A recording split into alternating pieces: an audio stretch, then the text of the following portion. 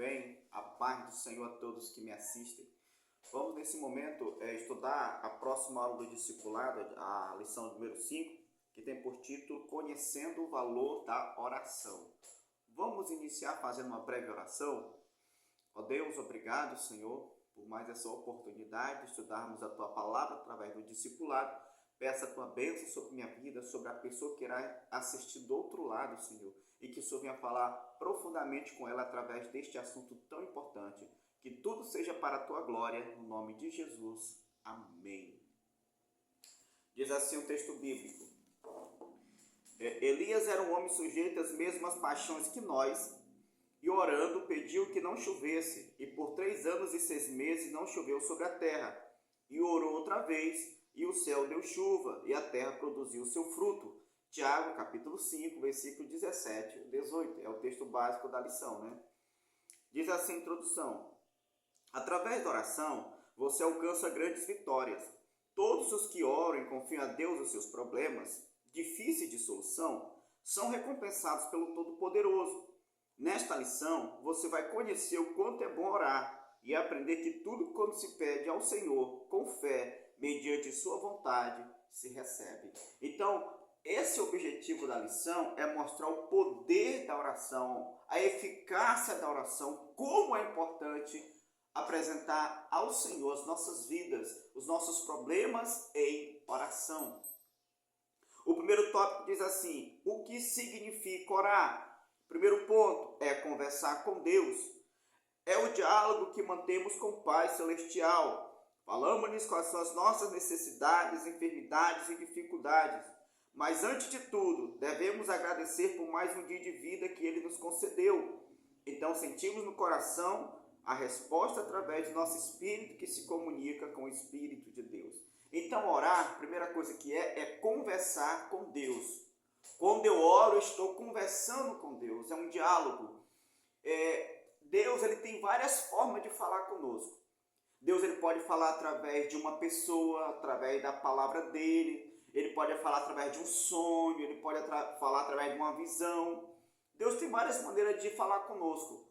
Pode falar através de uma canção, porém nós só temos um meio de falar com Deus, que é através da oração.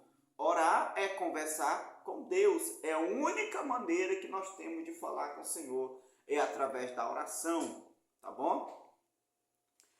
O segundo ponto diz assim: é ter comunhão com Deus. A Bíblia registra em Gênesis capítulo 5, versículo 21, que Enoque, quando estava com 65 anos, passou a ter comunhão com Deus através da oração. Cada dia ele se aproximava mais e mais do seu Criador, por intermédio desta sublime prática. 300 anos depois, não foi mais visto, pois o Senhor o tomou para si. Ou seja, a oração também é comunhão com Deus. Oração também significa comunhão com Deus. Aqui dá o exemplo de Enoque. Eu quero ler aqui o texto de Gênesis capítulo 5, a partir do versículo 21. Diz assim, ó. E viveu Enoque 65 anos e gerou a Matusalém. E andou Enoque com Deus depois que gerou Metusalém 300 anos e gerou filhos e filhas. E foram todos os dias de Enoque 365 anos. E andou Enoque com Deus e não se viu mais, porquanto Deus para si o tomou. Louvado seja Deus. Então Enoque, ele viveu 65 anos, gerou filhos, e logo depois ele viveu mais 300 anos. No total deu 365 anos. Nesse período de 300 anos, a Bíblia diz que ele buscou uma estreita intimidade com Deus através da oração. E ele ficou tão íntimo de Deus, que a Bíblia diz que Deus para si o tomou. Deus trasladou Enoque. Deus levou Enoque, nós estamos tão íntimos, vem logo para cá, né? E Enoque foi trasladado para os céus, vivo, por causa da estreita comunhão que ele criou com Deus através da oração. Quer ter comunhão com Deus? Então passe a praticar a oração na sua vida. Louvado seja Deus. Terceiro ponto, orar não é rezar. Como já foi dito anteriormente, orar é conversar com Deus, é um diálogo com Ele. É um processo que flui normal e espontaneamente. O Espírito Santo nos inspira as palavras que são ditas e cada oração que fazemos, de acordo com as nossas necessidades Usamos termos que jamais empregamos em petições anteriores.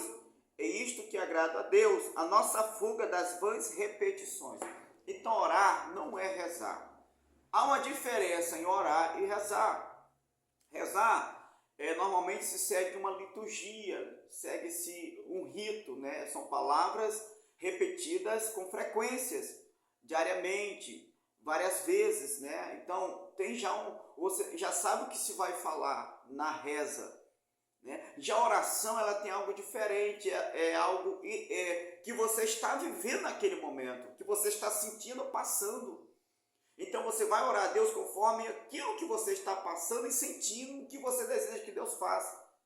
Por mais que às vezes você repita os mesmos pedidos a Deus com frequência, porém a tua oração nunca vai ser a mesma. Por quê? Porque sempre na oração tu vai ter algo diferente a falar com Deus. Então por isso que a oração é diferente de rezar. É um contato direto com o Senhor, da tua necessidade, daquilo que tu está vivendo e passando no momento. Então, a grande diferença de orar para rezar, ok? Vamos entrar no segundo tópico. Mas antes de entrar no segundo tópico, eu quero ler aqui Mateus capítulo 9, a partir do versículo 6 ao 13, que eu quero ler aqui o texto da oração modelo, tá?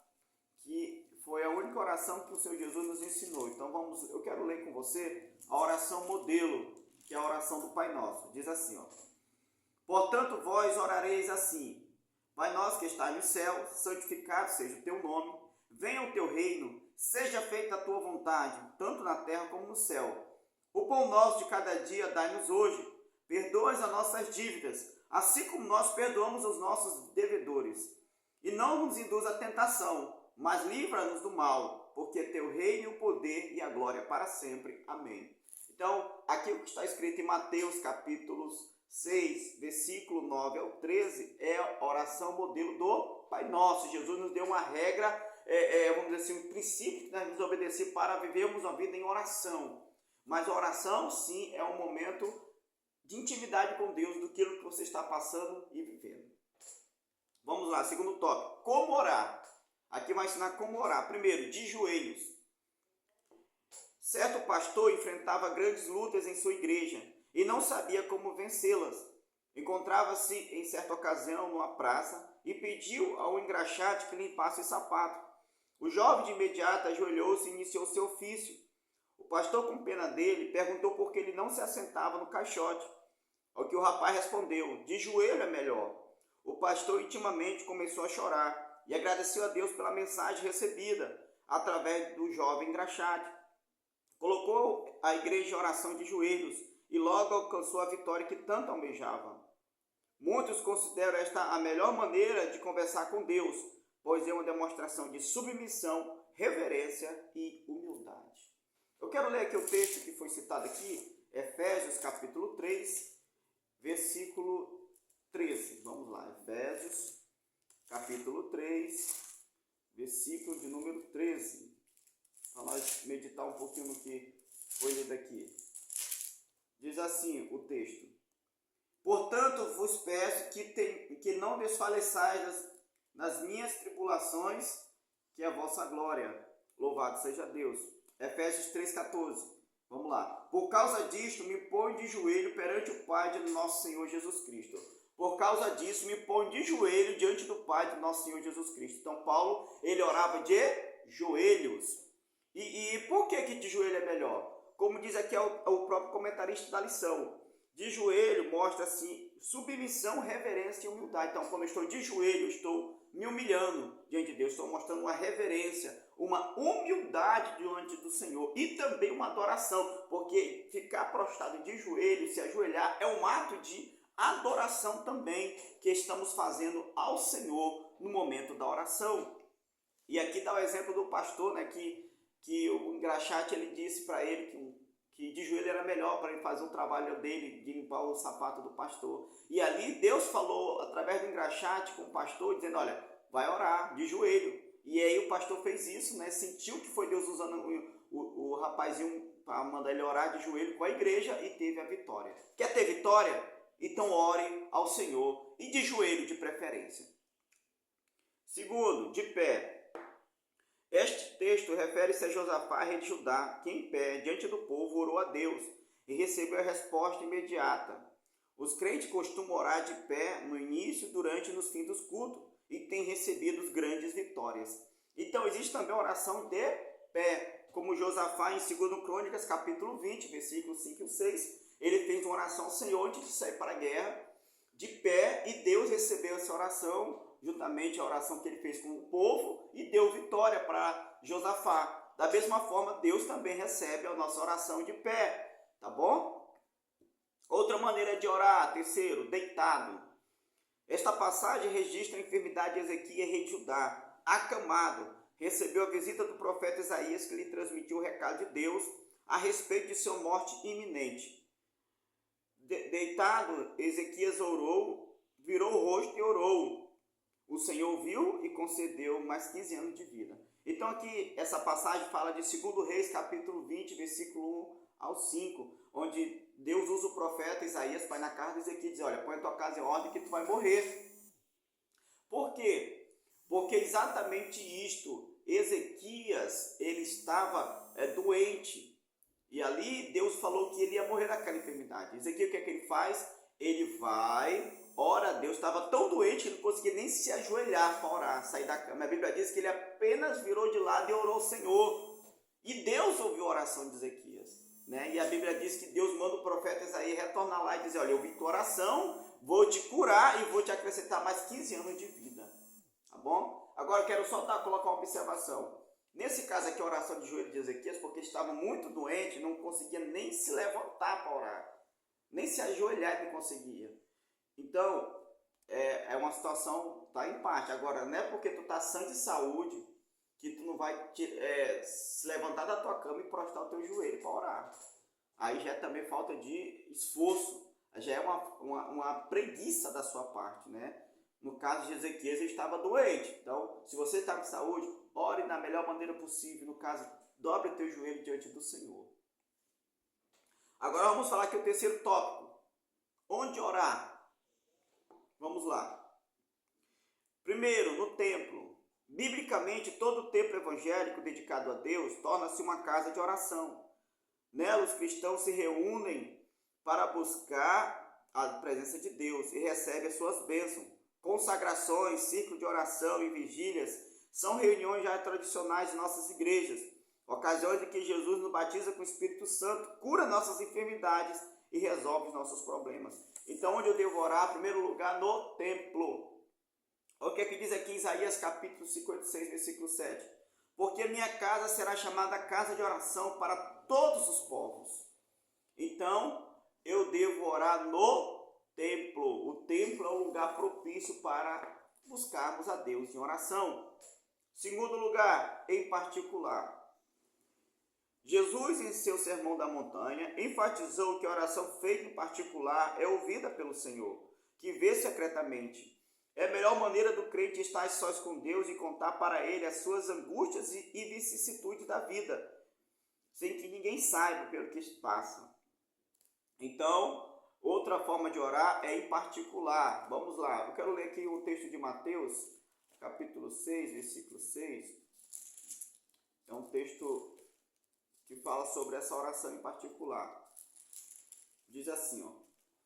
Mas tu, quando orares, entra no teu aposento e fecha a tua porta. Ora teu Pai que vê o que está em oculto, e o teu Pai que vê o que está em oculto te recompensará. Então está falando que eu devo orar em secreto, em oculto. Fechar a porta do meu quarto e orar ao Senhor. Que tem coisas, irmão, que é só você e Deus. Tem assuntos que você não vai sentir bem orar num ambiente onde tem outras pessoas próximas que possam ouvir tua oração. Então vai ter orações que você vai fechar a porta do teu quarto e só você e Deus ter aquele momento de intimidade com Ele, através da oração, tá bom? Vamos entrar agora no quarto tópico. Quando devo orar, né? Em que momento do dia eu devo orar? Primeiro, ao deitar-se. Depois de um dia estafante, principalmente em uma cidade grande, onde se enfrenta perigos mil, é dever do crente orar ao deitar à noite e agradecer a Deus os grandes livramentos. ou seja, a proteção contra os assaltos, as batidas de carro no trânsito, os atropelamentos, pela saúde, por tudo que lhe aconteceu. Pois a Bíblia recomenda, damos sempre graças em tudo a Deus, nosso Pai, por Jesus Cristo, nosso Senhor, Efésios 5:20. Então, devo orar quando for deitar. Sim, deitar quando for deitar, agradecer a Deus por mais um dia de vida, né? Pelo livramento do dia e pedir a proteção dele, que guarde a minha vida, a minha casa e me dê uma boa noite de sono. Segundo, eu devo orar ao levantar-se. As nossas vidas estão entregues na mão de Deus. Por isso é nosso dever, ao iniciarmos um novo dia, orar, para que o Senhor mande os seus anjos, a fim de nos livrar de todos os perigos. Então, eu devo orar também quando vou iniciar o meu dia, apresentar ao Senhor o dia, que Deus me guarde, que Deus me abençoe, que abençoe o meu trabalho, que seja um dia abençoado. Eu devo orar quando eu amanhecer o dia. Terceiro, devo orar sempre. Quem vive em total dependência de Deus através da oração é sempre vitorioso. Orar sempre significa viver as 24 horas do dia em constante comunhão com Deus. É deitar-se, levantar-se, trabalhar e viajar, etc., com o pensamento voltado às coisas espirituais. Em 1 Tessalonicenses, capítulo 5, versículo 17 diz, orai sem cessar, ou seja, nós temos que orar sempre, no deitar, no levantar, no trabalho, está ali, mas está com a mente focada em Deus, está dirigindo com a mente pensando em Deus. Orar sem cessar é orar com a tua mente. Então nós precisamos estar 24 horas em constante comunhão com o Senhor. Tá bom, meus irmãos? Agora eu vou fazer aqui as perguntas da lição. Primeira pergunta, o que significa orar? Segunda pergunta, por que a oração de joelho é preferida pela maioria dos crentes? Terceira pergunta, o que significa orar sempre? Quarta pergunta, em que texto da Bíblia está registrada a única oração ensinada por Jesus? Quinta pergunta, qual a diferença entre orar e rezar? Tá? Então, tá aqui as perguntas. Se você quiser participar do discipulado, entre em contato comigo, né? O meu número é o DDD 97 984 019101, tá bom? Que Deus abençoe você e sua família e até a próxima, se Deus quiser. A próxima lição nós vamos falar sobre o discípulo e a fé. Vamos falar como é importante também a fé na vida do cristão, tá bom? Um abraço a todos, fiquem todos na paz do Senhor e até a próxima, se Deus quiser.